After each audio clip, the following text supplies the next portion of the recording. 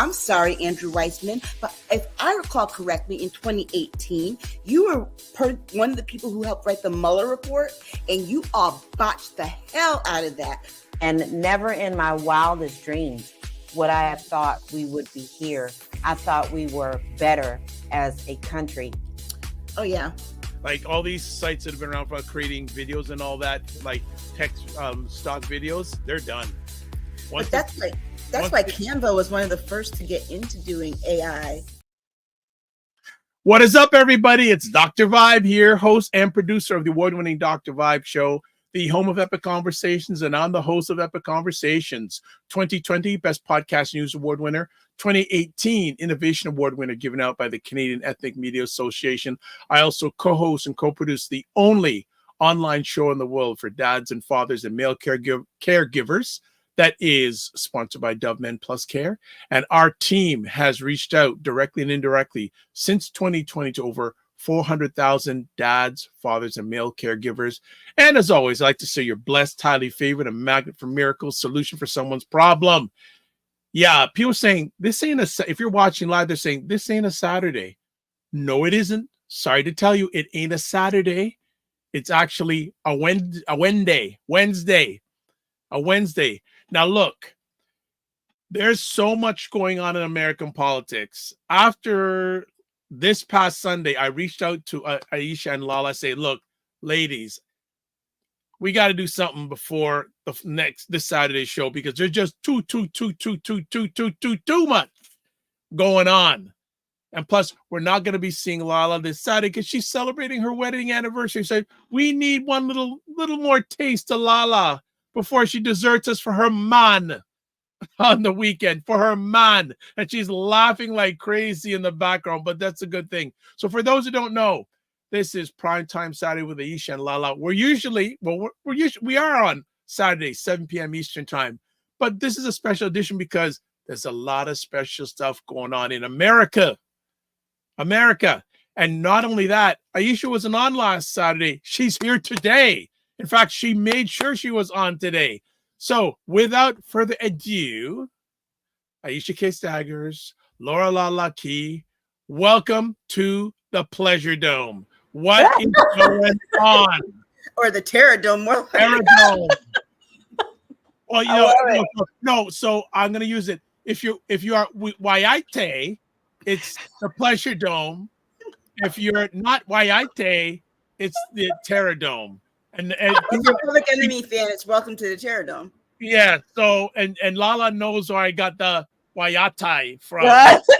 So I'm gonna have to send that out to the ladies. Hey, do I have permission to use that term? Can I take it from your dictionary? But ladies, what's going on? How you doing? Oh my goodness, have we been through some stuff in just a few days? I feel like we've lived the whole month of August in one day, and we're not even in August yet. Yeah, and the funny thing is that we can stream on X today. I'm surprised because remember last time we tried, we couldn't. Okay, you know what? I didn't know that. Okay, just give me a second. I'm gonna see if we can. I just tried it. I just said, "What the hell?" I'm gonna see if I can. Yes, no, I can't. No, I did. Yeah, you. Oh no! Now that's interesting. You two can not LaLa. No, it's saying I can. Okay, that's no, because when I it says no. It says a premium account on. It's giving me have to be a premium account. Well, if you can, rock. That's wonderful. Account, but look, it might be because I tweeted the link to our YouTube, and maybe they decided they don't want people to. Yeah. So you're not another feature of our conversation. You get hacks here. You get digital hacks. So good, Aisha. Good to have you back. Hope your health is good. Yeah. And LaLa, I say now, happy anniversary. Happy anniversary, happy anniversary, happy anniversary. Now, if you know where I got that rendition of the song from, you've been around a while. Yes. Yeah, it's from an old cartoon series. Yes, and I have them all. Believe it or not, I still have those because they're considered banned now. No. And I got them years ago, and I have them on DVD. Get out of here. Wow. I do. Okay, so here's a man, and you know what's wild? There are people here. Yay! Like, I mean, of course, number one is here. Jen Myers says, "Hey everyone, love the extra show. We love you back." And we didn't know if you're going to be here, but that's why you're number one, Jen. You're number one. But okay, so pop quiz before we get into anything crazy today, and she says, "Happy anniversary, LaLa." Thank you. How many people still have DVDs? I do. Me. Okay, give me one or two things that are really special that you have on DVD. Jackson 5 cartoon series. Whoa! I actually have all the banned cartoons from Looney Tunes. Get out of here. Yeah. Oh, and Schoolhouse Rock. Oh, yes. I got Schoolhouse Rock. All of them. I bow to you ladies again. The only thing I feel really of notoriety is I have the first 2 seasons of 24. Oh, good. That's a good show. Yeah. Yeah. I also have Good Times and What's Happening. Yep. Oh, jeez. Again, we have to do one. We have to do either a school or well, I don't know if we're going to get a room this year, but maybe on the lighter side sometime this year, do another music show and do a cartoon show. And I have several versions of The Wiz. Yep. Like I have the 1978 film. I have the stage play, the stage play that was done on TV in like 2017, 2016, and the stage play with Stephanie Mills. Okay. Ooh. Oh, wow. Wow. Yeah. Love Stephanie Mills. Oh, great singer. Great singer. Jen Myers says, "Love you all. You're the best." Right back at you. Jen Myers also says she has Schoolhouse Rock. Do you have that, Jen, or are you just putting that up? Schoolhouse. I love it. That is wild. Does anyone have an electric company on DVD? Yes. I do. Yes, I do. Now, I also have one. I don't know. I'm going to throw this name out to you to see if you know what it is. I have Coonskin. Who? Coonskin. What that? It's a Ralph Bakshi. You know the guy who did all those animations and stuff? He did like Cool World. Yes. And Philip Michael Thomas, Barry White, all those classic people are in that. And he had to change the name. LaLa, Aisha's. From what year is that? I think it's like 76. Oh wow. Wow. And it is hardcore, guys. It is really hardcore. But Ralph Bakshi had a way of really, really getting into the Jewish culture, the Black culture. He made fun, but still made it like real stuff. So like he did Felix the Cat, but because of it was called Coonskin, later on it became not PC. So he changed it to Street Fighter. I know exactly what you're talking about. Yeah. Yeah. You know, which one is it that I got and I have it on VHS because I started VHS tape. Wow. I have like a romper room from way back when, but there are a what? A romper room. I know, but I just wanted to hear that a few times. Yes. But there's oh God, what is the other one that I had that I just what was that cartoon that you know what? This is what I was going to say. I can't remember the cartoon, but if you have Roku, you can watch it Showtime at the Apollo. Oh, wow. All the old ones. Yes. Okay. All right. So I'm hearing that echoing again. Oh, it's gone now. Okay. Jen Meyer says, "I have it." You have what? Schoolhouse Rock? Yes. And she goes, "I cannot say the preamble. I have to sing it." There we go. All right. Well, if more people watch Schoolhouse Rock, more people would know how a bill becomes a law and stop talking all ignorant on social media. Like the president can just Okay, hold off. Let me just get our info stuff and let's go right to it. All right. Watch Primetime Live with Aisha and LaLa at Patreon. There's the link. Primetime Saturday show store. There's a link you'll get in your comment section. Join the Discord group. Things have heated up again on the Discord group. I wonder why. And then subscribe to the Dr. Vibe Show on YouTube and hit the notification button. We have hit 1,500 subscribers. We're now going for 1,600. And I may be a nice guy. I may in the next few weeks give out a prize.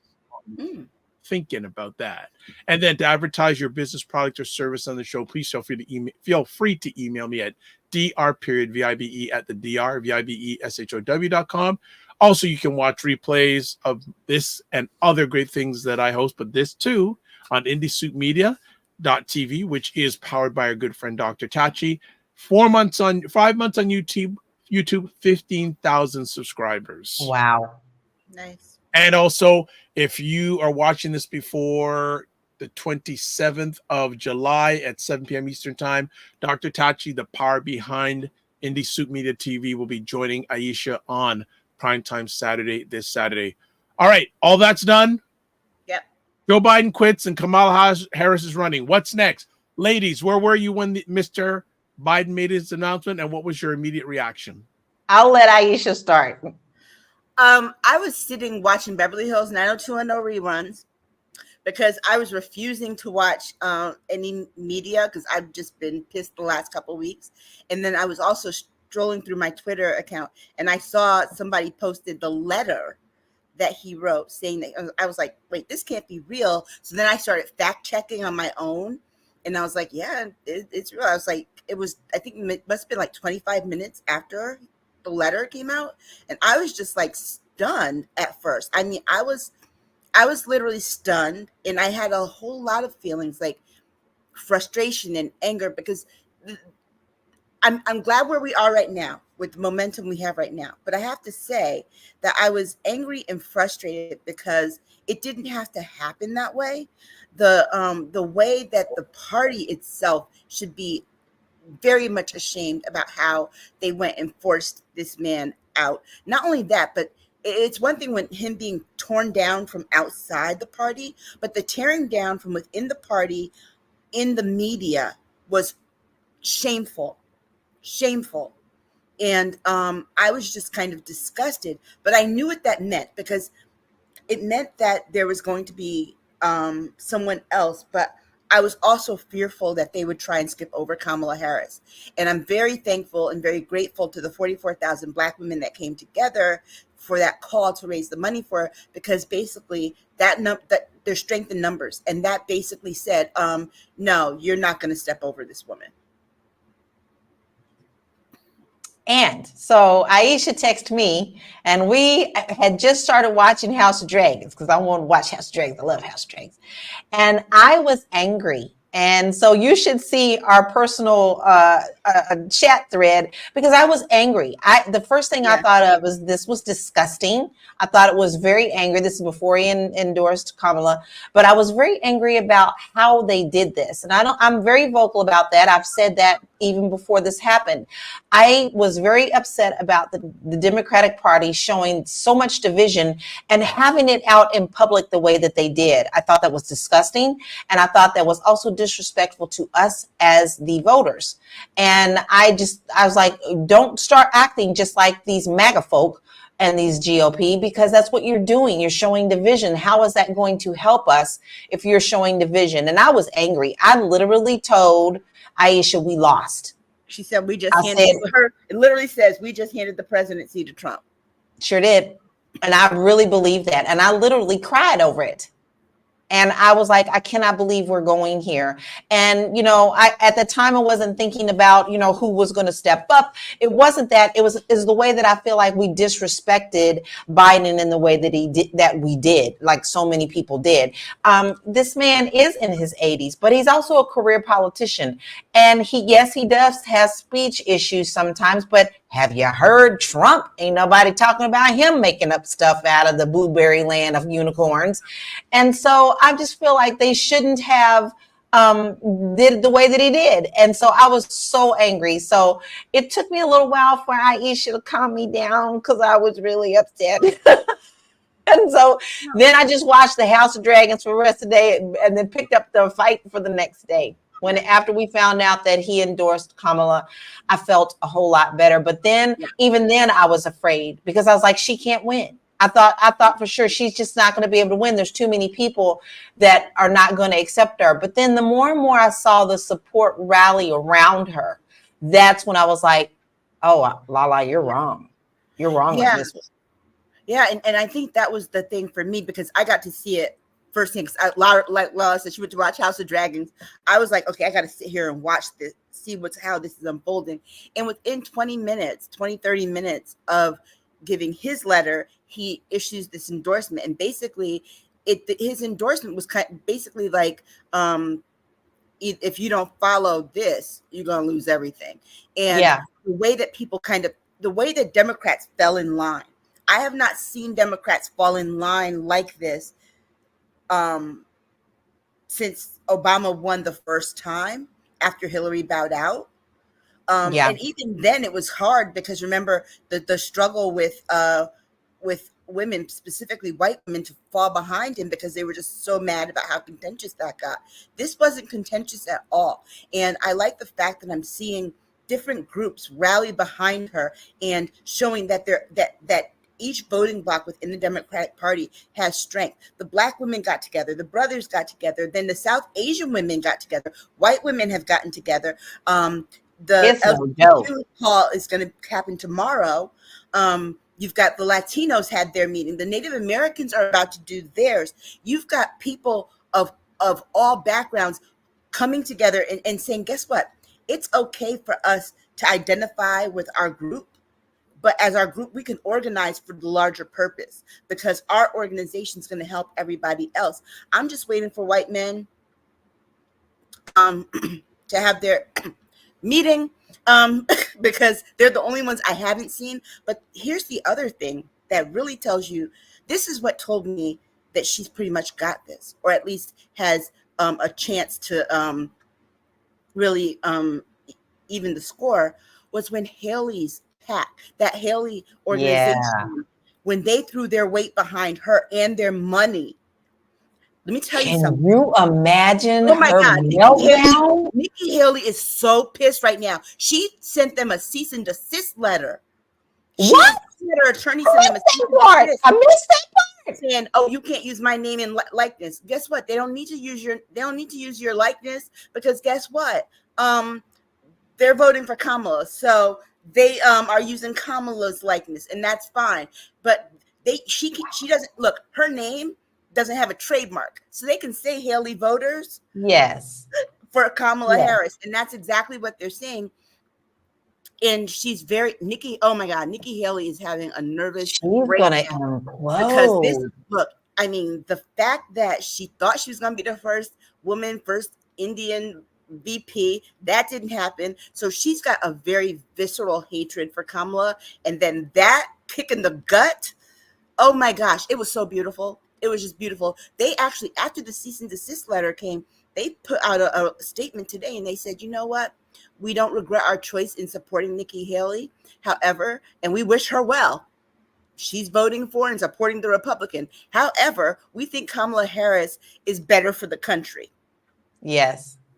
And guess what? And even if they're doing it out of spite, I still love it because a lot of them that's the one thing I did pay attention to is what people were saying last week in the lead up to this on social media about the RNC.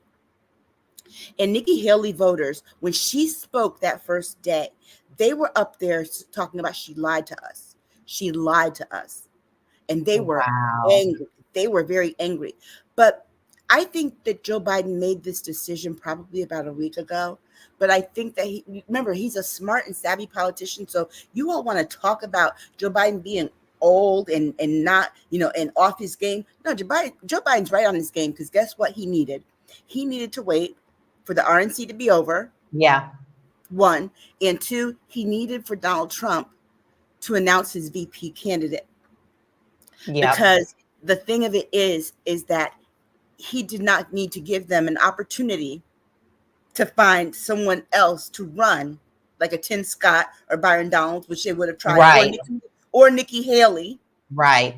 They would have tried if they knew that Kamala was going to be the nominee on the Democratic side. It was very skillful. It was very. And now they're losing it. They are losing it. Because remember, Joe Biden made this decision and he came out with this decision the day after the RNC ended. Yeah.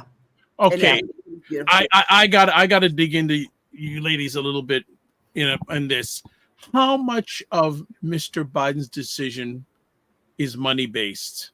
Because it does seem that if he would have ran the race, a lot of money would not have gone his way. And we know how. Now. But guess what? It doesn't matter now. I'm saying now it doesn't matter, but I'm saying we had heard reports about a lot of money being withheld from his campaign because a lot of people with money said, you know what? We don't think he should be running. So, and I respect his judgment, but there seems to be a money factor in this. But I don't think the money factor was for his campaign. I think it was the down ballot races, specifically the congressional races, because they were hearing from their large donors that they weren't going to get the cash and capital that they needed to win. And I think the money pressure on the congressional members forced them to pressure Joe Biden. That's where I think the money game was, because bottom line, whether or not the big donors withheld their money, Joe Biden still had $100 million cash on hand, period. LaLa, again, how was the first 24 hours for both of you? Oh, very volatile for me. I literally was extremely emotional. I'm already emotional over so many other things, but the thought of Trump getting in and the thought of Project 2025 coupled with that just made me sick to my stomach, because like I told Aisha, I thought we had just handed everything over to them. Like, I was so angry at the Democratic Party. I was like, and then one of my posts for that day, as soon as we found out, I said, y'all gonna get what you deserve for doing this. And I meant that when I said that. I think that they've gotten it together, and yes, it was their plan. They did all that behind it, but I have to say money always talks too. I do think that there is a factor. Me personally, I think there is some type of factor in the fact that people were holding back their money.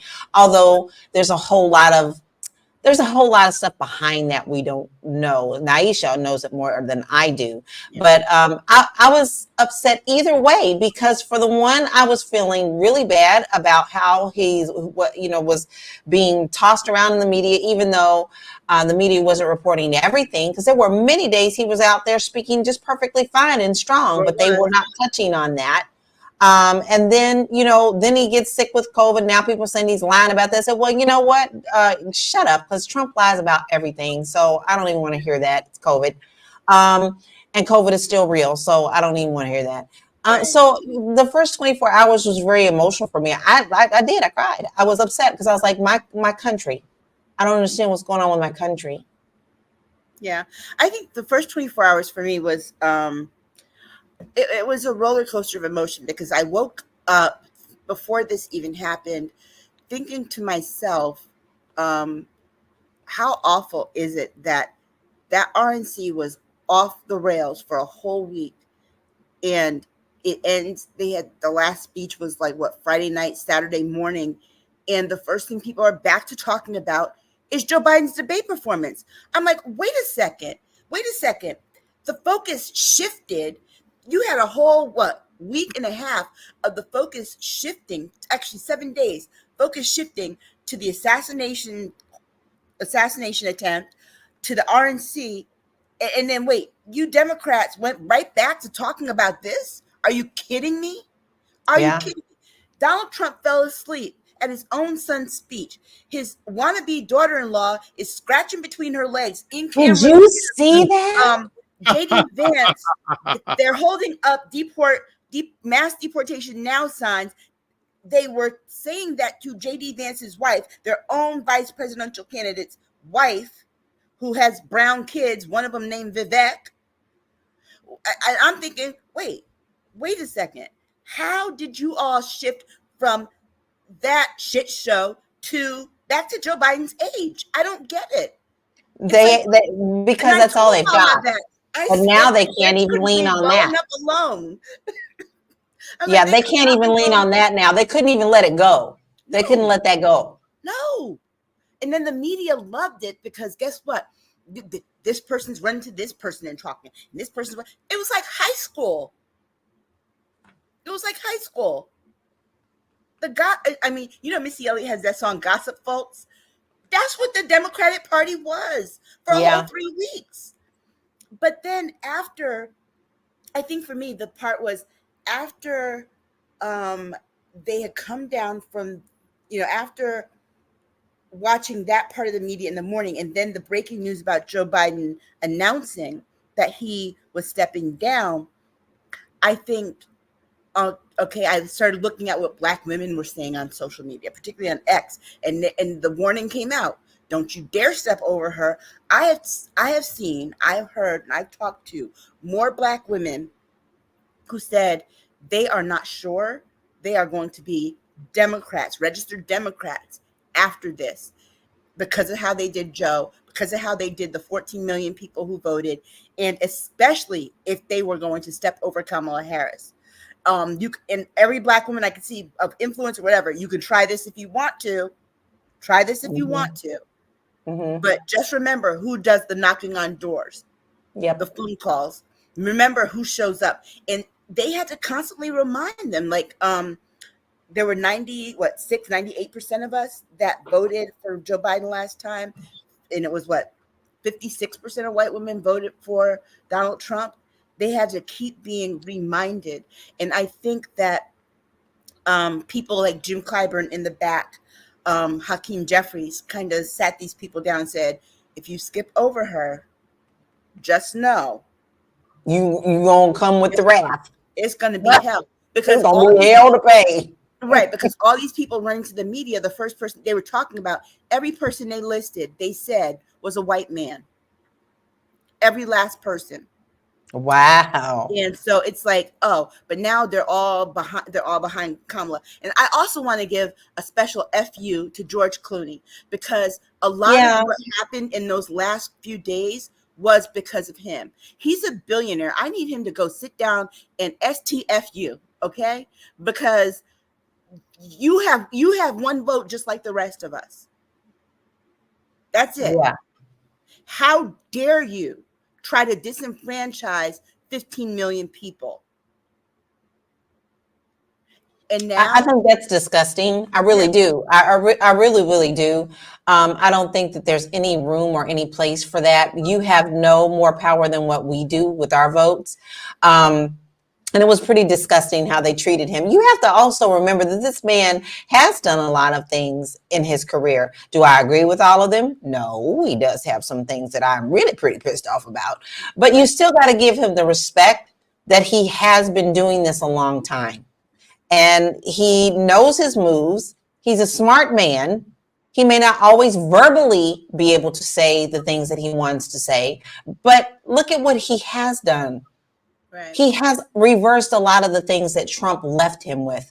And what gets me so angry, and this is what people get confused about, is he did this and he did that. And I'm like, no, baby, that was on the last president. The stuff that the last president did gets implemented now. Right. You understand that? Then they stutter. No. I mean, I literally had a bill and read the start date, baby. Yeah, I had a Canadian person try to tell me about my government politics.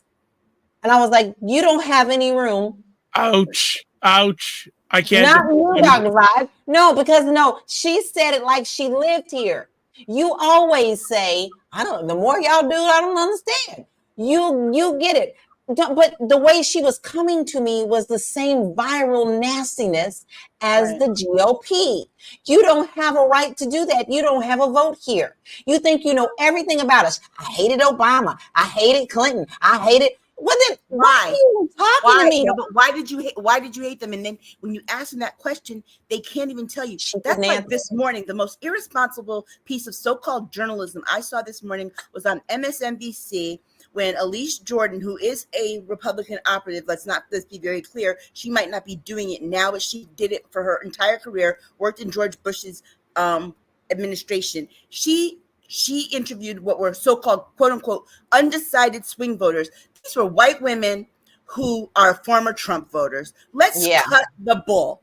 Okay, and then why are you going to ask them about Kamala Harris and expect them to give you a different answer?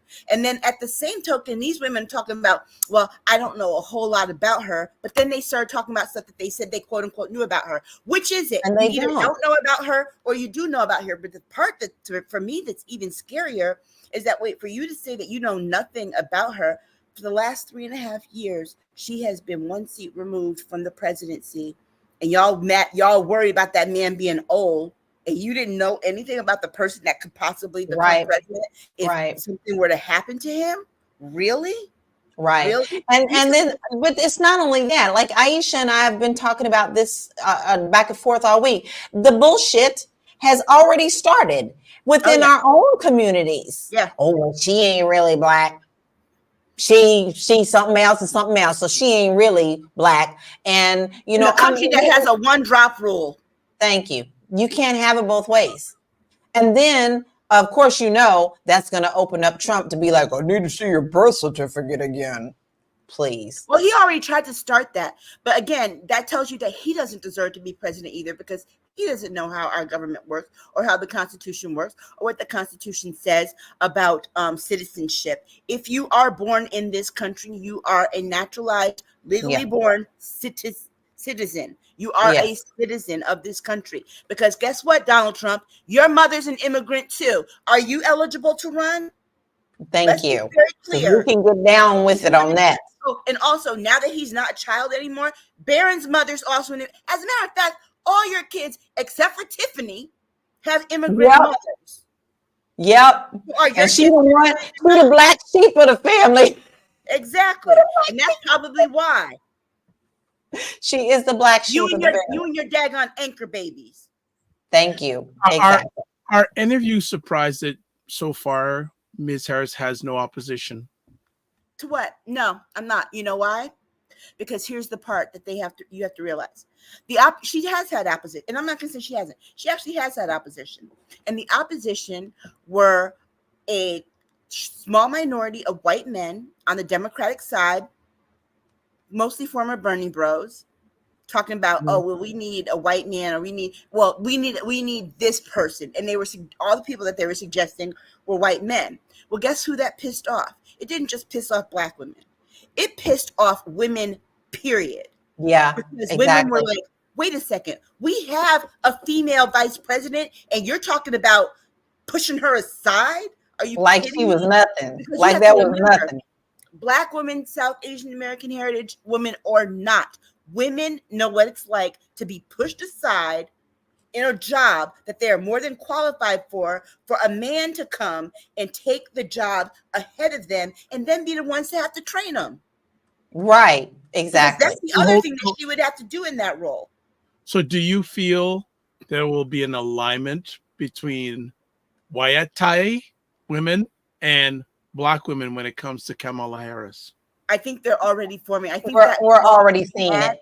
That call that they had, and this is the there's one that's coming up, I think today or tomorrow, and then there was another one, unofficial one yesterday. So they're already mobilizing behind. The other thing that's very interesting is that voter registration in the last few days increased by 700%. They said more than when the Swifties registered to vote after Taylor Swift told them to. This beyond the stan culture, they're already lined up. Beyonce gave her permission to use her song Freedom. So the Beehive, they already consider themselves the K-Hive. They already have. Yep. They have since 2019. I think people that have supported Kamala Harris, like in 2019, she was the candidate I was behind, period. Yeah. You guys remember that. That was the candidate I was behind. So I had no problem falling in line. And I think there are a lot of people too. But you got to remember, a lot of people see in Kamala Harris themselves. They see their story. They see somebody who overcame adversity. They see someone who they know is going to be attacked on every angle and every angle. The attacks are going to come from within, and they're going to come from without. And they see this. And the thing is that America loves an underdog. And right now, she's the underdog. She didn't grow up wealthy. She went to an HBCU. She's a member of the Divine Nine. She has a mixed heritage. Like the majority, like, wait, and remember, let's not forget the majority of people under 21 and under are of color, whether one race or more. Right. Okay. So she looks like their grandchildren. She looks like their children. She not only that, but she's had to work her way up. Yeah. Work her way up and work hard. You have two people on the other side who do not look like America. They look like the smallest fraction of America that wants to retain power. On top of all of that, neither one of them is really prepared to do the job. That's why they keep saying that Kamala's not prepared to do the job. Why? Because Donald Trump wasn't prepared when he had the job. He still isn't prepared to do the job because he spent more time on the golf course than he spent doing the job. Okay. And he's on the golf course today. A political Again. Yeah. And not only that, the two of them combined are, well, I won't say what I said privately in our text, but they are the driest ticket I have seen since Gore and Lieberman. Yes. But I said it in more vulgar terms about how good they are. So y'all can only imagine what we say behind the scenes. So no surprise that no one has put up any opposition. No. Well, you know what? The only she has had some, but not loud enough. Trying to do that broker convention. The only person who really is like, we still need a broker convention is Marianne Williamson, because she believes she's got a snowball chance in hell of being the first astrologer to become president. I need her to stop. I need her to take several seats.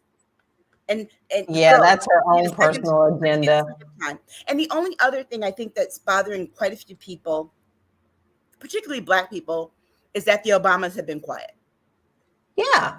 And guess what? I'm kind of tired of them keep calling Michelle. Michelle has told y'all many, many times that she don't want to be a politician. Leave her alone and let her be her natural Black self. But I think the other thing, I think there's a strategy here in the Obamas. I thought about it and I was like, why doesn't he endorse? Why doesn't he get behind her? Then I had to think about it. Remember that he is the first Black president. He knows what's coming after her. Yes. And I think that if at this point he endorsed her, she would not only get her stuff, but she would get his. Yes. And remember, the reason we have MAGA, the reason we got the Tea Party, the reason we got these people who are so batshit crazy on the right is because they are still so in their gut and in their feelings angry that there was a Black man that was president. And for two terms. And I don't think that he wants to do the pile on. Yeah, and because it's already a pile on. Right. I shared with Aisha within 24 hours after I had gotten over my own butt hurt. I put on my page, I'm with her, and it's a picture of Kamala. And many people were supportive. They jumped on immediately. But within our own group, Black men said some of the nastiest things. And I was furious because the people who posted on my page are in my acquaintance page, but you never have said anything on any of my posts, nothing at all, but you want to come and disrespect this woman. And I was furious. Block and delete. And it ain't even no bless and block. I usually say bless and block. No, it was block and delete. Okay. I have no time for that. I want to jump in. We're going to have to talk about that as a community because we have a job to do. We have to not only dismantle the disinformation and misinformation outside, but we also have to do it within our community, starting with she had thousands of Black men jailed for marijuana offenses. Guess what? That's been long debunked. And guess what? That is a talking point from the right. And the sad part about it is that the men who are spreading this don't realize, they think they're all Black power this, or she's not really. Guess what? You all are tools for white supremacy. You really are. And the fact that, look, there were 1,900, not thousands, 1,956 marijuana cases that came across her. You know how many of those people served time? 45. Yeah. And most of them served time because there were other charges, more serious charges on top of the marijuana offense, like murder. Yeah. Perhaps. And guess what? Of those 45, we don't even know the races of them. They weren't all black. The assumption is they were black because, well, you know, racism is what put that out there. So it's like, why not say that they're black men? But guess what? She spent more time in her career making sure that black men didn't go to jail because she had a back on track program that white people dubbed back on crack. So she tried to save your behinds. And guess what? There's gonna be a segment of black women that will not forget those men either. But see, Mel, this is one of the things for me, and I'm just gonna jump in here. I don't care who you vote for, but the thing that's disappointing me is it's the right to vote who you want to vote for, but this back and forth with black men and black women's getting worse, and especially, and the thing is, I don't think it's getting worse. I think it's getting amplified, Dr. Vibe, because it's been bad. And I'm gonna tell you how I know it's been bad, because it's been in my DMs. Every time I say anything, there's always some black man that will come and call me a bed wench for the Democrat, whatever. It's not getting worse. It's more amplified because of who is at the center of it now, but it's been there. So do you understand why so many black men are not pro Kamala Harris? They're most of the time. It's not just her. It's us in general. The people who have problem with Kamala have problem with us. Period. Yeah, and you know the problem. Here's the other part too, and it's not all black men, but the segment of black men that have this issue. When I start to hear other things that they say, I realize that their whole thing is that they want to be like white men. They say that they don't, but the truth of the matter is when you listen to what they say, that's exactly who they want to be like. There's a book that I implore everyone to read. I forget when it came out. I think it was like the late 90s, early 2000s, but it's called All the Blacks Are Men, All the Women Are White. And it's about black women's experiences in this space, particularly in the space of trying to have a voice. And I can tell you this: there are, I think, there are black men who are 10 toes down with Kamala. Yeah. Period. Well, they showed us that on their call. I mean, they smashed it. Yes, they did. And there are also black men who are 10 toes down with protecting black women. Dr. Vibe, you're one of them. However, there is a certain segment of black men who have no regard or respect for black women, period, because they have no respect for women. They don't respect their mothers. They don't respect their sisters. They don't respect their wives, their girlfriends, their daughters. But you know who some of them will respect if you give them the chance or you look at it, they will respect white women. And you know why that is? Because white women might be women, but they have this edge on them as white people. They have a superiority over them as white people. I have been in workspaces before with those kinds of black men, and they will no sooner sell you. I have seen more protection in some of those spaces from white men, a lot of whom I didn't trust, before I see it from black men who have a point to prove. And so while I understand that there are many, I'd say the majority who are decent, good, and kind and view and see that we have value, there is a pocket that does not. And as far as I'm concerned, they can kiss my behind. Well, I get it. I'm not going to say double, but I do get a lot of information, a backlash from men, period. As you know, I broadcast all the time. I'm always broadcasting, whether it's mine or somebody else. And the thing that I get the most, and especially in these last couple of weeks, is, well, what are you? Well, human. How about that? Or they'll say things like disrespectful. Well, she half white. She don't know our struggles anyway. Or, I get that from, I've been getting that since I was a little girl. And I think that's also disrespectful. I have no control over who my parents were. But when you have your own community fighting against you, it's disheartening. And the fact that these men can't get behind us and support us says a lot.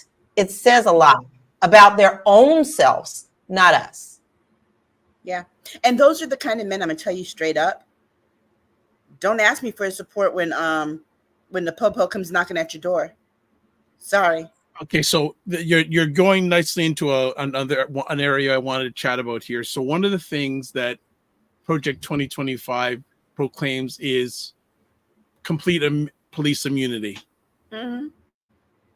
Kamala Harris was a prosecutor, and mm-hmm. some people have said, well, she's basically police as it is. So she basically she put a lot, like as you said earlier, she put thousands of black men away in prison. How is she? But she actually didn't. It was 45, and we're not even sure they're black.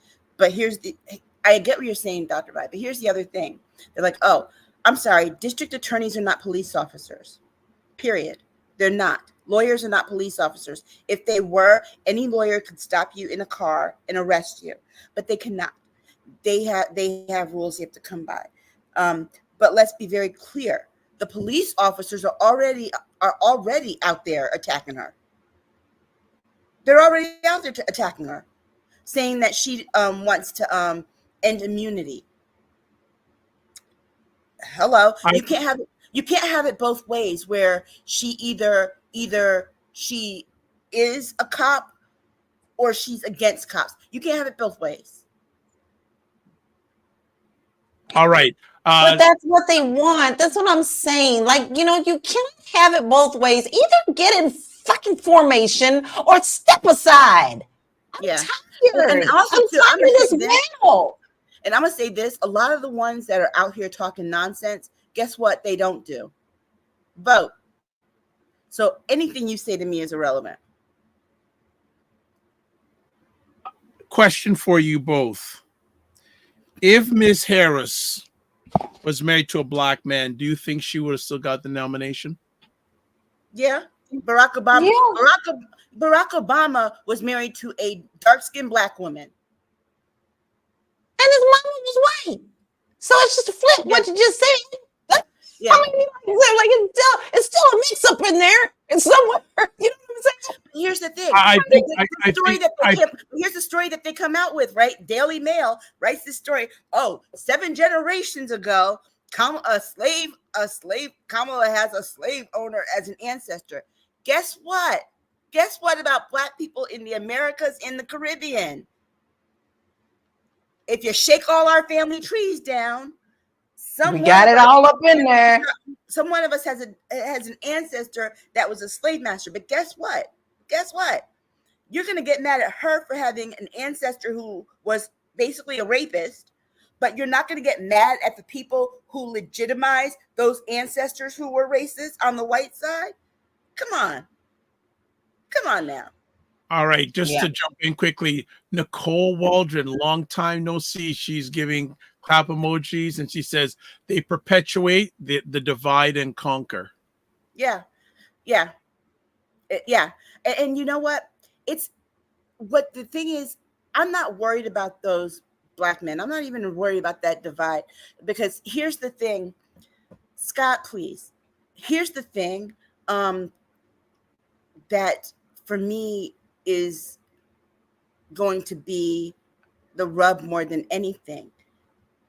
Whether your family tree has slave masters or not, guess what? They still think you're a DEI something. And that DEI something is their code word for the N word. So whether you have ancestors who were enslavers or you don't, guess what they call you? The same N word. Period. Oh, this makes my blood boil. I got a hot flash going on. The Kentucky fire is on fire today. Hell, what is their joke? What is their joke? What do you call a black man with a PhD? An N-word. That's an old joke from way back. That's an old joke. But that's what they think of us, and but that's never going to change. So let me say something that I have said before, and I want to make it clear again. You are never going to change the people who are rooted deeply in that mentality. This is why you're never going to change the MAGA people. Now, a lot of Republicans that are not MAGA do speak out against what MAGA is doing. And some of them have really flipped. And I've really been paying attention to them because they give you insight to what they truly believe in and how the MAGA people don't believe in any of that. And I really respect the fact that they have stepped outside of their party and have given their support for country over party. But you're never, never, never, never going to change MAGA because they're already too deeply rooted. It's a cult. They're going to go down with the Kool-Aid. Well, that's what someone said. There was a joke. They said the only difference between Donald Trump and Jim Jones is that Donald Trump would have charged the people for the Kool-Aid. The Kool-Aid. And, you know, I mean, let me just jump I got to say this, though, but here's the thing. Anyone who thinks that they, you know, if that's the case, if your family tree has no slave masters, then why is your last name Greaves? Okay, Nicole puts up here, they want folks to lose focus. We have to protect her and Black women. Yes. Black women have been very mindful of the surroundings, even now more than before. Scott says, my daddy told me, don't worry what a caucus man thinks about because I'm stronger. I don't understand that. Nicole says, that's so true. Their belief system of MAGA is deeply embedded in their DNA. Yeah, yeah. And you know, I think it's some people got jokes. Anyway, I think that what LaLa said about the MAGA beast of it is just what it is. I think that there are people who do focus on the divide and conquer in our community, and they, like I said earlier, before some comments were made, they are useful idiots for white supremacy, whether they know it or not. And guess what? You can be pro-Black and be a useful idiot for white supremacy. Guess what? Yeah. You're actually the ones that they like the most. The most, because they know that people will trust you, your word, and your insight. And so I think that what we need to really focus on, instead of what this woman is what she's going to do. And the funny thing to me was Newsmax did not know what to do yesterday. When she did that speech with their Chiron, they're streaming at the bottom, wants to cap rents and utilities. Who doesn't want that? Who doesn't want that? Who doesn't want to be able to have a cap on how much you can be charged for rent or utilities? They said that was a bad thing. What was the other one? Wants to hold fossil fuel corporations accountable. Woo! It was ridiculous.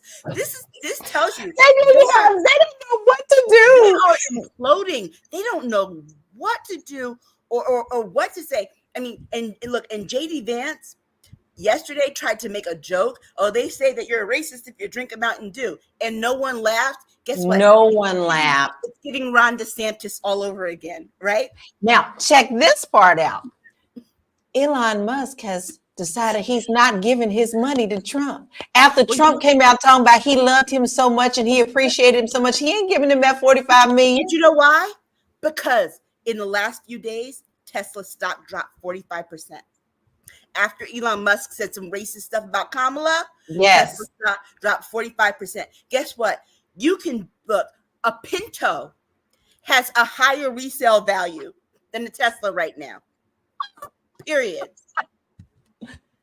I don't need no Cybertruck. Okay, Nicole says a useful idiot for white supremacy. Yeah. Okay, so I want to get somewhat back on the election a bit. So the thing that I find interesting is for the Republicans, it's a different target now. Oh, And it's a different target now. And as I said to LaLa, I'm just going to call her the fan goddess, not royalty goddess, the fan goddess. Burning up over here. Burning up. That brings us back to the next debate, right? Well, this is what I was saying. I would, of all people, Frank Luntz, who is a Republican pollster, I heard him interviewed this week. He said he would like a front row seat if that debate happens between Kamala Harris and It's not going to 45. happen. There's no way that Trump is going to debate her. She will run circles and have balloons all around his head. He won't even be able to get out one word before she slaps him down, because she's got those skills like that. And so here's what I love about that. You have an attorney who is going to debate a felon. Mm-hmm. Oh no. No, baby. He ain't gonna step up to that podium. Nah, no. And another thing, now he's rethinking who the hell he done got running for him. Like, who's his vice president? He's lost.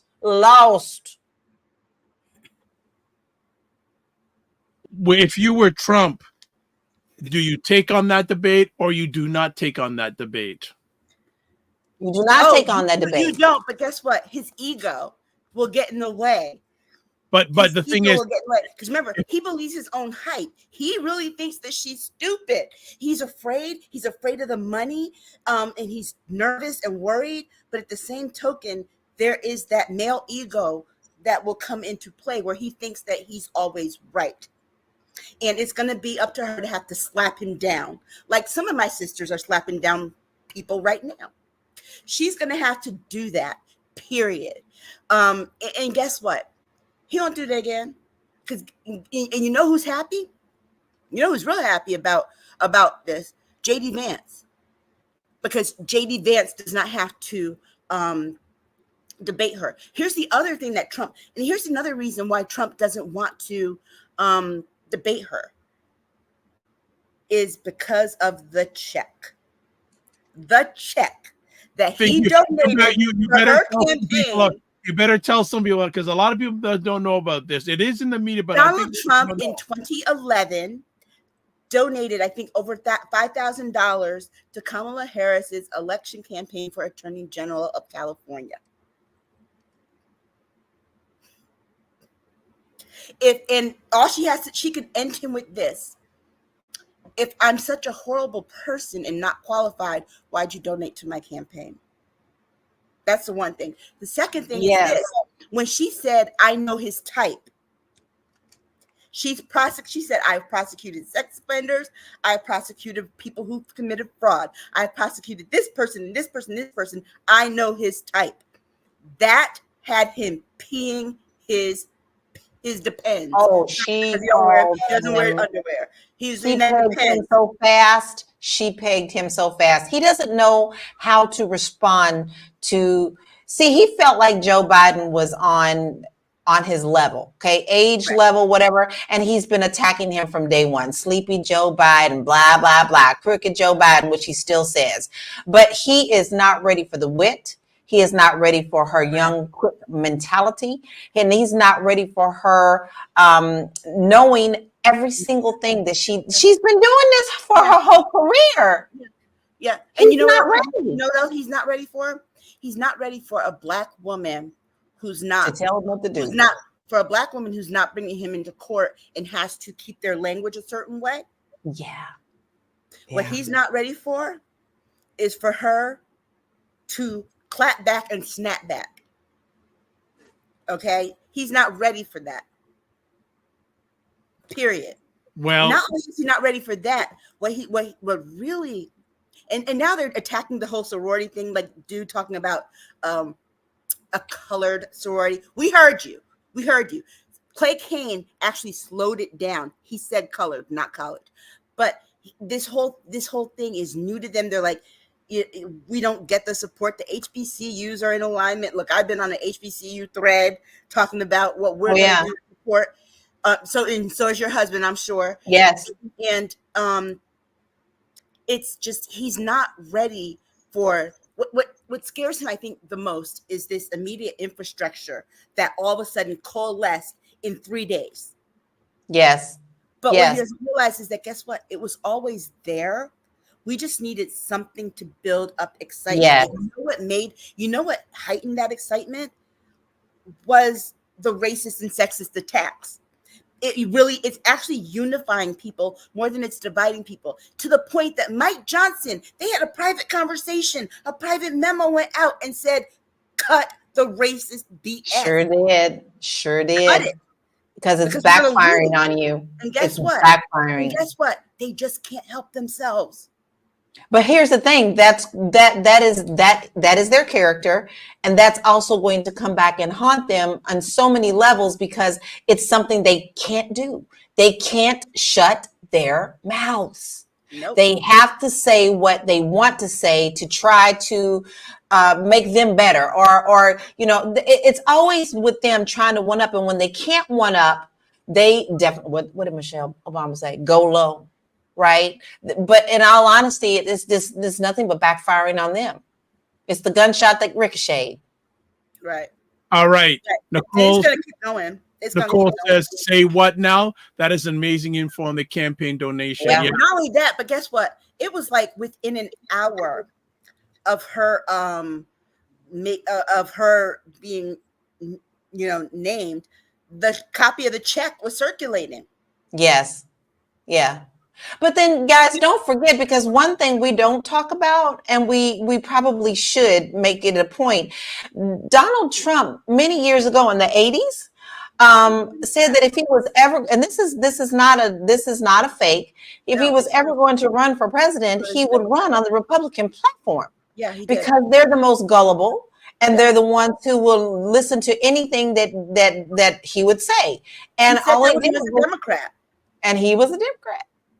And let's not forget one of the things, and see, I know Kamala learned also a lot from the mistakes that Hillary Clinton made. That's why she's been all over the place and up in all these spaces that Hillary Clinton did not go to. Remember, Hillary Clinton also had the opportunity to call Trump out on the fact that he donated to her campaign too. Yes. And she did not. She tried to take the high road. Guess what? Black women, we're petty. Yeah, we're petty. We do not take that high road all the time. No. But I don't know. I'm just happy to see. I feel like I'm going to speak for my own self right now, because I think that's important. I know we talk about how we see our party and things of that nature. I right now feel like we finally have, it's not even a chance. I see us winning. Because when we get together this fast, it shows you the power of us. This makes me proud. This makes me happy. This makes me feel like we still have hope. Because for so long, I was like, what are we doing? These are the only two people we got? Okay, so I really feel like it. I want to jump in there. And one other thing, I feel, you know what? This is the kind of excitement people are saying that they didn't feel since Barack Obama, and I actually feel even more excitement than that time, and we all remember that time. I feel there's something else here with her that we didn't have before. We had, there was excitement with Obama, but there's something else here, and I think that this is genuine with Barack Obama. Some of that excitement were people who didn't want to be deemed as racist, because then the next election they went and voted for Mitt Romney. Yes. Or after they voted for Obama twice, went and voted for Trump. I think that this here is that, and I'm going to read you this. This just came out. Her popularity with Black people has gone up 44%, 21% with women voters, 25% up with young voters. So this excitement here is different. I want to jump in now. Nicole says, I love you ladies. A few things. I was listening to a report on NPR this morning, and I respect NPR, and their longtime lead reporter, Steve Inskeep, is actually in Pennsylvania for the next few days. And he spoke to a Democratic non-melanated supporter, and he asked her, how did you feel when you heard the announcement? He said, relieved, because there was so much unknown and tension within the Democratic. A lot of anxiety. She said, relieved.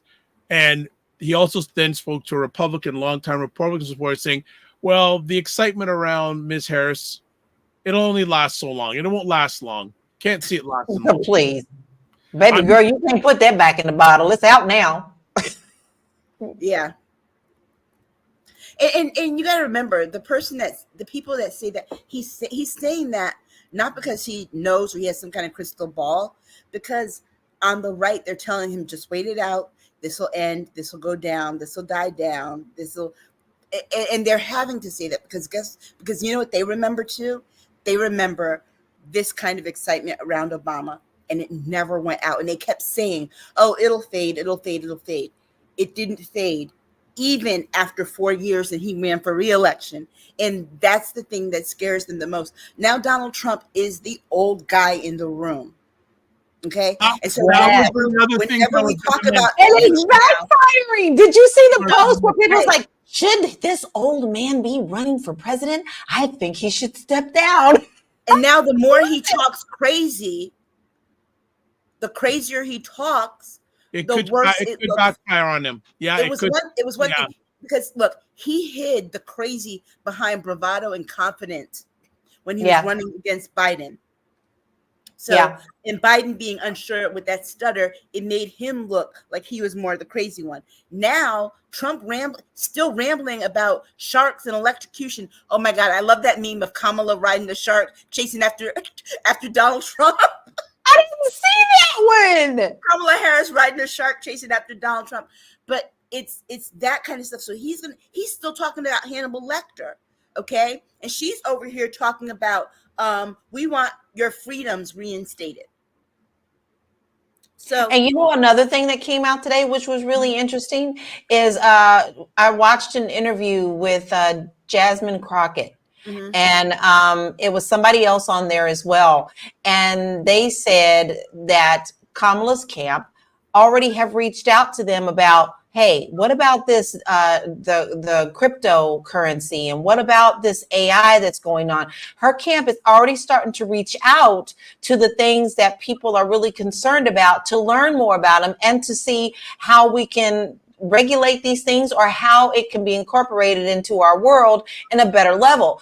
That tells you she's already on the ball. These are things that should have been regulated a long time ago. Now, do I expect it to be regulated tomorrow? No, but the fact that she has people reaching out to these camps to learn more, to see about it, to see what could be done possibly, tells me volumes. You know what else she did today too? She asked some people who signed to teach her how to sign her message. I love it. And then she did it and she taped it. I love it. So here's the thing. This election is going to come down to a numbers game. Yeah. Where we are now is here. The Democratic base it's not just that it expanded. The people who might have sat home are now going to come out. They're energized. They're going to come out. Not only that, but they're seeing that their little $3, $5, $10 is making a difference because it's adding up. It ran up the numbers. Okay. There's that. The Republican Party, they are not interested in expanding their base. So all they can do is try and throw out all these attacks haphazardly and hope that it will discourage Democratic voters and people that support Democrats to stay home.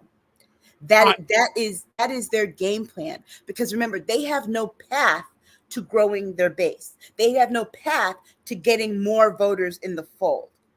Democrat, if voter registration is up 700% in the last 3 days because of this, it tells you that the majority of those who registered are on this team. And so this voting block, this voting population grew. Theirs has not, and That's will right. not. That's right. That's and right. Now Trump has buyer's remorse. Okay, He that's the other thing too. He does. Now, remember when I said before that the Republicans did this transference of negative energy to now where the Democrats were the party of chaos, and that self-sabotage was a Democrat?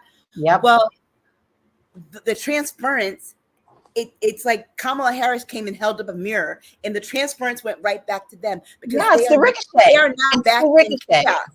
They are now back in chaos and free falling. Donald Trump right now, from some reports, he's trying to figure out how to get out of having JD Vance. And you know what's even worse? The fact that Kamala Harris having South Asian heritage expands the Democratic base.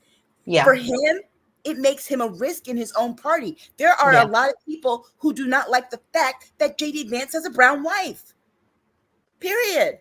Oh, they came out. I mean, and I was like, I was so shocked.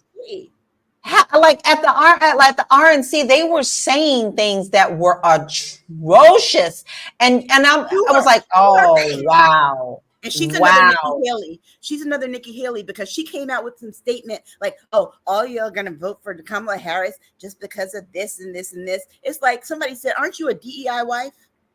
Speaking of that, they're already on that. And Representative Burchett out of Tennessee, someone was interviewing him as he was walking, and he was like, well, are you trying to say that Kamala is a DEI vice president? And yes, she's DEI. You know, it's like, do y'all know how stupid you sound? Do you know who America is? You want me to tell you what DEI, you want to tell me who else is DEI? And I would know this because I tweeted this earlier this morning. I grew up in the great city of New Haven, Connecticut, home of Yale University. On all four sides of Yale is the hood, okay? New Haven is a largely minority city, mostly Black and brown. Now, I know a Yalie. I know their profile. I know who they are. Yale is very big on diversity, equity, inclusion, which is what DEI stands for. Yes. And they're so big that they promote it throughout the city. Okay, Yale's they're a very big part of the city. Not only that, they pretty much have a monopoly on healthcare in our state. You know who else is a DEI hire? JD Vance.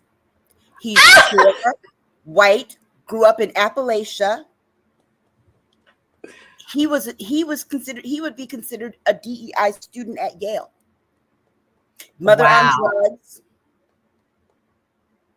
Well, you know what's funny? He keeps saying that I'm really more Kentucky than I am, because, you know, he's afraid that Bashir is going to be named as a pick for Harris's vice president. So, you know, I'm really more Kentucky than I am Ohio. And so now all my friends are tweeting these things that are absolutely hilarious. Like, JD Vance is the type of person who put this kind of salt on their watermelon. JD Vance, like, it's the funniest stuff, because they try anything they can to fit in. Do you see? They try their best. And they still can't fit. You know what else is DEI about JD Vance? JD Vance, guess what? You wear eyeliner. Okay, let's go. Okay, Cinema Canella says, wow, Wednesday show. And she goes, perfect listing for the commute. Nicole says, that DEI hire comment ticked me off. Yeah. Mm-hmm. Yeah. But never forget this. And at every chance, remind him, because your friend from New Haven told you, compared to other Yaleys, he was a DEI student. Wow. Because guess what? I promise you, he had to work 3 times harder than some of the other ones. He had to work 3 times harder than some white people of means to get into Yale. Because guess what? They wouldn't have taken him if he wasn't from Appalachia. Let's be very Raffle clear. eyeliner. Nicole says raffle eyeliner. So rolling on the floor eyeliner. So who would you want your candidate to pick as VP running mate? I'm not ready to call mine yet because I don't feel like I'm not out of the people who've been thrown around. I'm not sure any of them to me would be a very good pick. I know a lot of people are pushing for Newsom, and I don't think that would be wise. He's not in the running. No, but he's not in the running. She already asked for materials from 5 people. One was Mark Kelly, one was Bashir, one was Shapiro, Gretchen Whitmer, and I forgot who the 5th one was. But I honestly, I think it's gonna be, if I had to pick, if I'm looking at this as a strategy, I think she either goes with Mark Kelly. Why?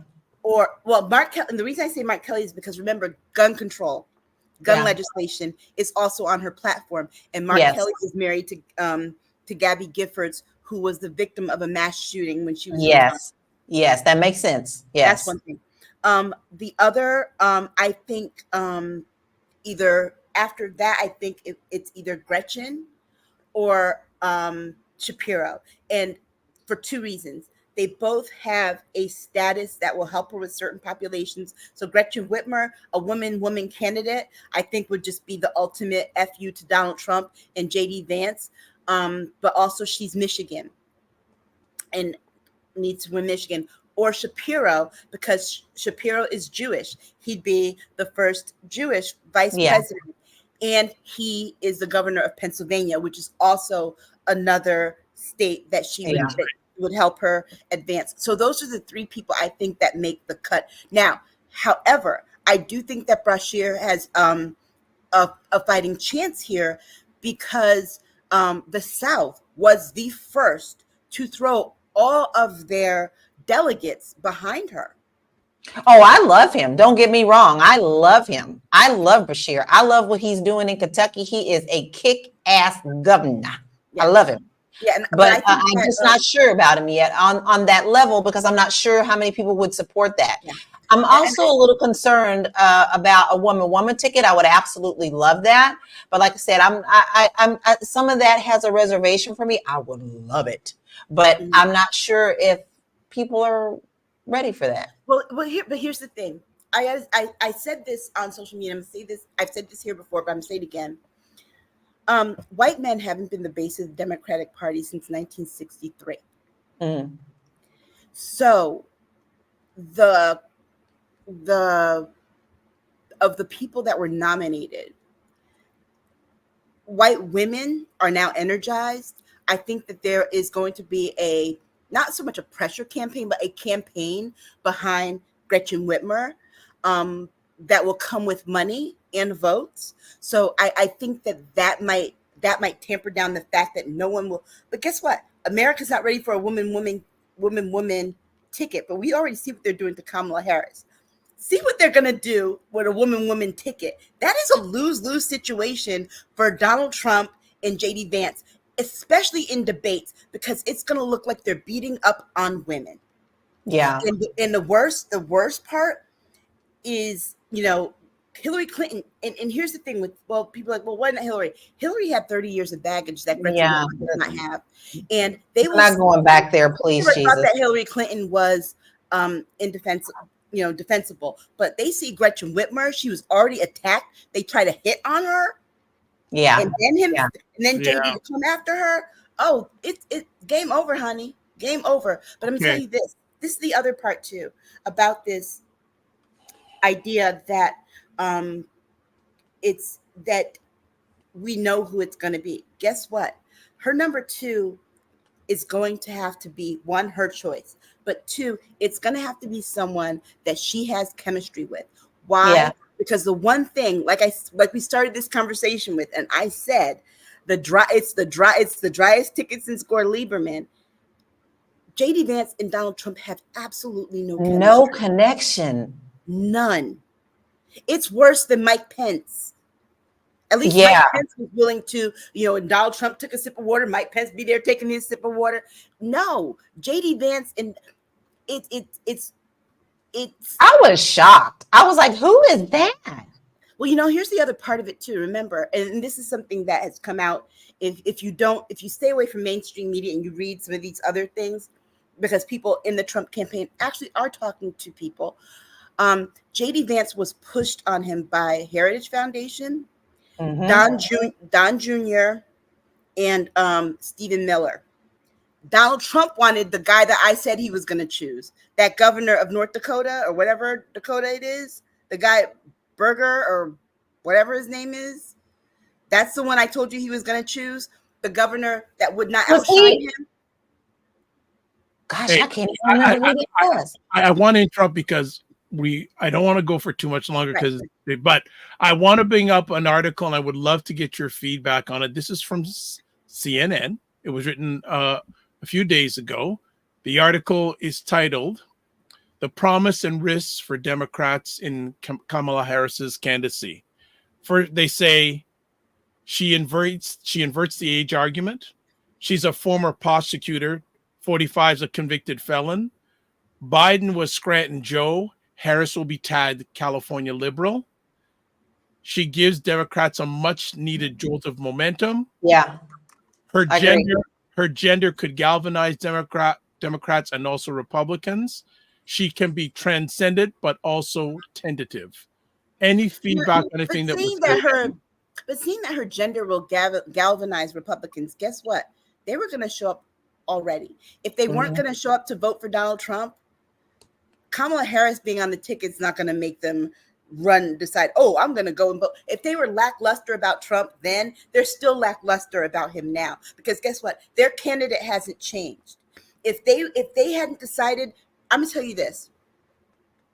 Even though they might say it, there are no undecided voters in this country. Period. No. They say undecided. So. They say undecided because the decision is this: whether or not they're going to go to the polls or stay home. That's what they're undecided about. But the other part too is when people say, "Well, I'm undecided," it's because they don't want to tell who they're voting for because there's an element of you're reading my alleged mind. It's interesting you said that because in that report this morning done by Steve Inskeep, also they had their lead political reporter, Domenico Montanaro, and recent polls done by NPR and Marist is saying a lot with Ms. Harris coming into the campaign. Undecided voters are not only thinking about voting, but they're trending to vote for Ms. Harris more than 45. So I think there could be a little bit of concern on the Republican end saying, these undecided that we thought we were going to have, we may not be able to count on them anymore. Well, I think the undecided voters that were out there that are truly undecided, it wasn't whether or not they were going to vote for Trump. I think it was Joe Biden's not giving me a reason to vote for him. Yeah, and I'm with that. I'm with that, y'all. That is exactly how I was feeling. I was going to vote. I don't play around with that because not voting is still giving a vote some type of way. But that's how I was feeling. And although I do respect the man, and I think it's very honorable. I don't like the way they did it, but I do think it was very honorable for him to step down. And you can't get around that. No two ways about it. That was honorable for him to do for the party and to allow us to not have this orange one back in the office. But I was feeling that way. I was very upset because y'all heard me say, why do we only have these two people? We got all this whole country of bright young people, and we got these two. Yeah. And I think I don't want to feel like I have to vote that way. That doesn't make me feel good. Yeah, I think now what it is that not only has she energized people, but people can now get past their concerns to hear what the message is, what the platform is, what she wants to do, what she's saying. And her platform, and this is the good thing. And there's a stark contrast here because you couldn't look at Joe Biden and see the future when he's been in this long, right? Right. But now Kamala Harris can talk about it's about where we're going. Yes. And her saying we're not going back is the antithesis of what the Republican platform is make America great again. Well, when was it great? Which means you're talking about going backward in time. And she's like, no, we're not going back to that. We're going forward. We're going forward. And so I think that is going to be that's going to be the case that she makes, above and beyond the fact that Trump is incompetent, a convicted felon, and a liably held rapist, is the fact that he wants to take us back to something that we're not ready to go back to. So Cinnamon Canella says too early to count the undecided votes, and she's driving home now, but she's checking us out. But you know, though, Cinnamon, I have to say this. I've done this long enough and have covered politics long enough to say that while it's early to count the undecided votes, honestly, when the votes come down, there are very few people that when they do the polling, the talking, conversations after the polls, most people already knew who they were going to vote for. What they end up saying is that they didn't know whether they were actually going to show up or if they were enthusiastic. And I think sometimes people confuse which candidate they're going to vote for in being undecided about their enthusiasm. I think that's what it is. It's like, yeah, I'm going to do it, but I'm not sure how I feel about the candidate. And how you feel about the candidate is different than whether or not you show up and do your civic duty. Last conversation piece before we shut it down. If you had a few moments to spend with Miss Harris, what would you tell her? I don't think I need to tell her anything. Not to be fearful of anything. There's one thing I would tell her. It's what I've been telling people. I said this to LaLa last week when we did our 10 and 10, and I'm saying this to Black women, and I have been saying this to Black women since she announced, protect your peace. I guess that would be my ditto, because that was the next post I actually did on my page. I was like, we are going to be attacked on so many more levels and so much harder that we need to protect our peace. They're going to come for the rest of us. Who is the we you're talking about? Us Black women. Yeah. Because when they can't get to her, they're going to go to the ones that they can get to. Yeah. And attack the ones that they can get to. It's already started with me. I'm sure it started with LaLa already. My daughter caught some crap today. So protect your peace. And I think that's it. And like Nicole says here, we got you. I love it. She said, guard your heart. That is excellent advice. Guard your heart. Yes. Don't lose focus and guard your heart. Yeah. Okay. And she also said, most importantly, we got you. Getting folks protected at the polls and ensuring they can register is also going to be key. Oh, and this is the other message that's also going around, and that's why I'm so glad these different groups are having their meetings. Make sure you can go to iwillvote.com and check your voter registration status. Check it on a weekly basis, okay? Yeah, because they're pulling some game. They're pulling games, and be mindful of the last day to register in your state. Do that. Be very careful, because protect your right to vote like it is your credit score. And here's how serious I am. Y'all know I'm registered to vote in Florida. Do I have? I'm going to be on top of making sure my vote is being counted. So Nicole also says, ladies, stay safe over there. Also, one other talking point. Do you wish that Mr. Biden would have pulled out earlier so he could give more time for the Harris campaign? No. I do. But then I see this is more of an advantage to me. Now after the RNC, I get it. Sometimes it takes me a little while to click. But one of the things that I did first say, I wish this would have happened last year. But honestly, I don't think we would be where we are now in an excellent light and an excellent position if we did it last year.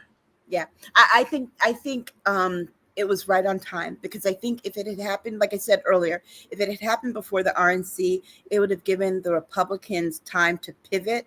And remember, the one thing that they're good at doing, the Democrats have never been good at doing until now, is falling in line. It would have given Trump time to pivot. Like I said, he would have chosen differently for his running mate. We would not have that support of Haley voters for Harris.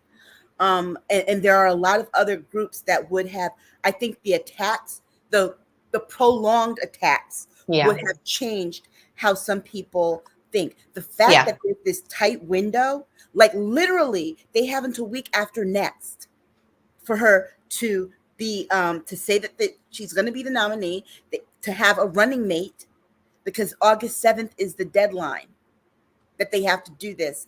And then, because remember, some of the ballots start to get printed out. That's why they've got this firm deadline. So they've got a week and a half.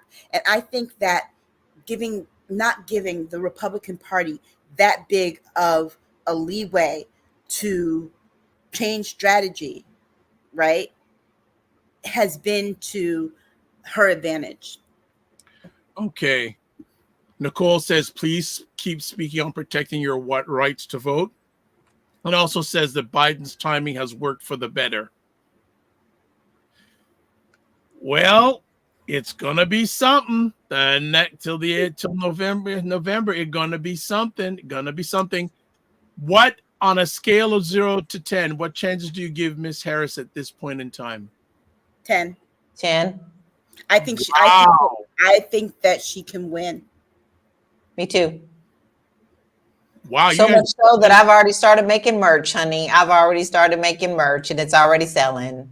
Why are you so confident? Well, I mean, what is making you so confident? The organization on the ground has been swift. Okay.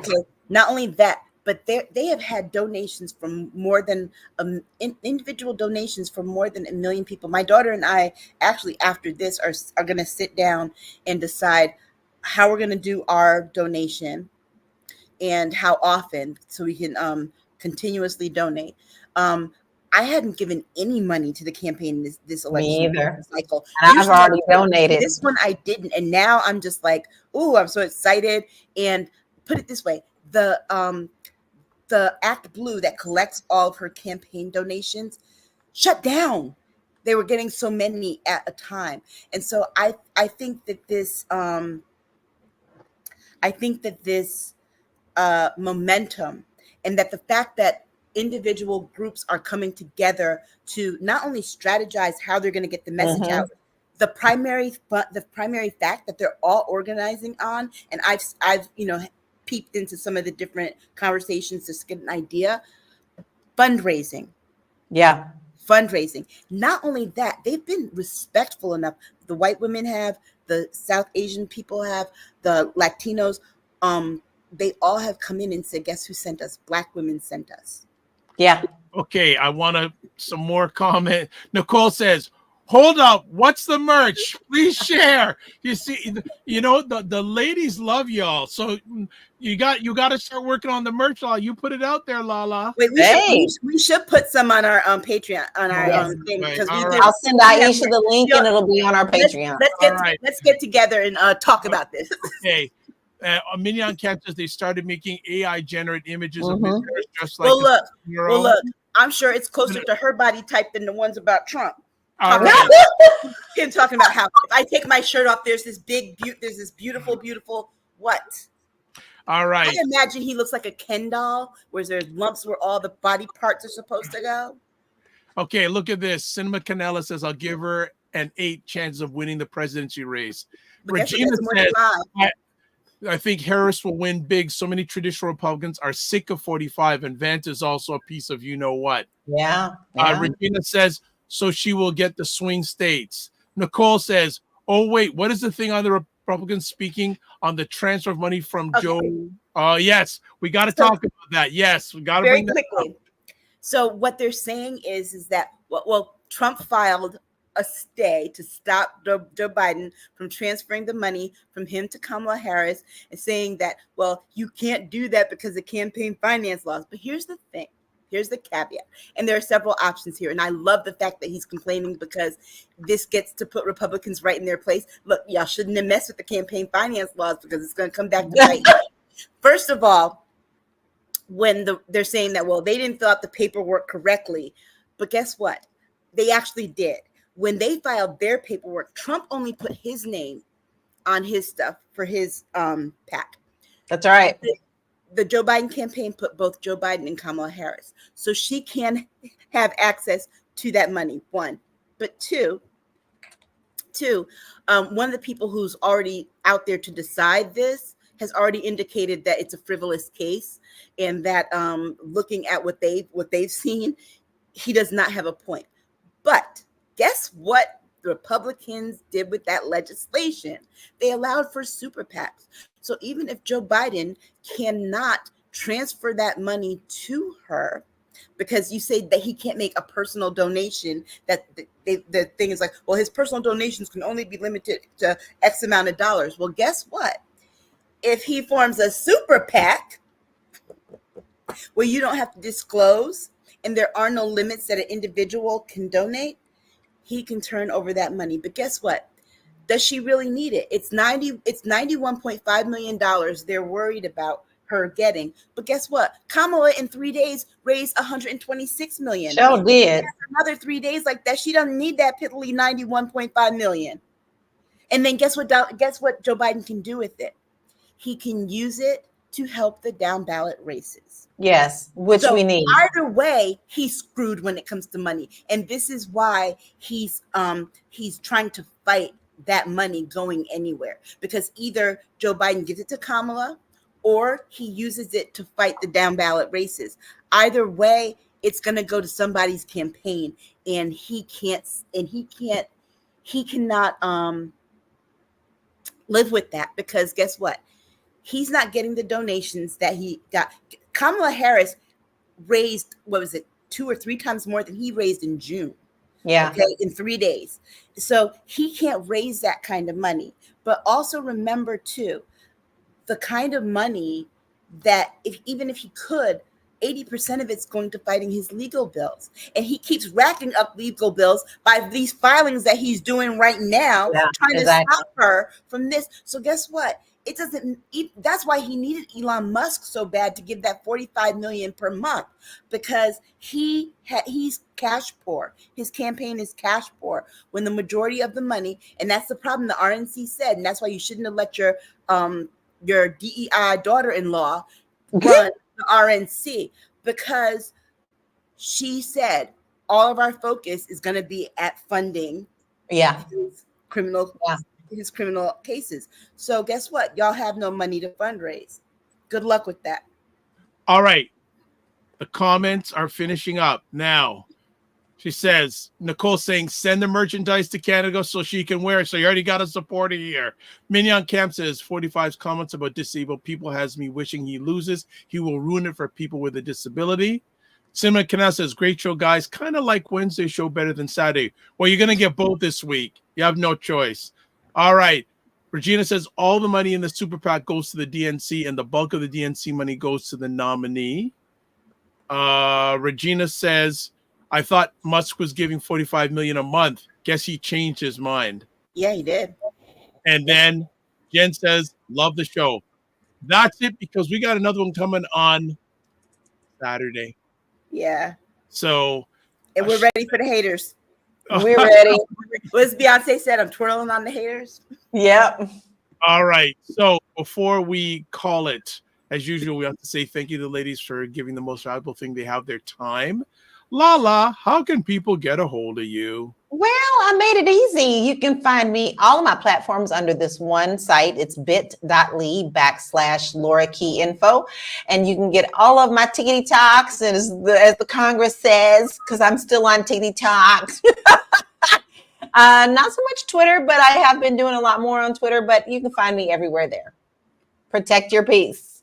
Happy anniversary. Happy anniversary. Happy anniversary. Happy 31 anniversary. Thank you. Aisha K, where can we get a hold of you? I'm slaying on Twitter. Okay, that's enough said. I'm slaying on Twitter. Done. All right, good stuff, everybody. And where can you get a hold of me? Website, thedrvibeshow.com, YouTube, Facebook, and LinkedIn, The Dr. Vibe Show, Instagram at The drvibeshow, x/Twitter at drvibeshow, and email dr.vibe at the drvibeshow.com. Let's get the few last comments before we shut it down. What do we got here? Look at this. Nicole says, I'm joining your marketing team.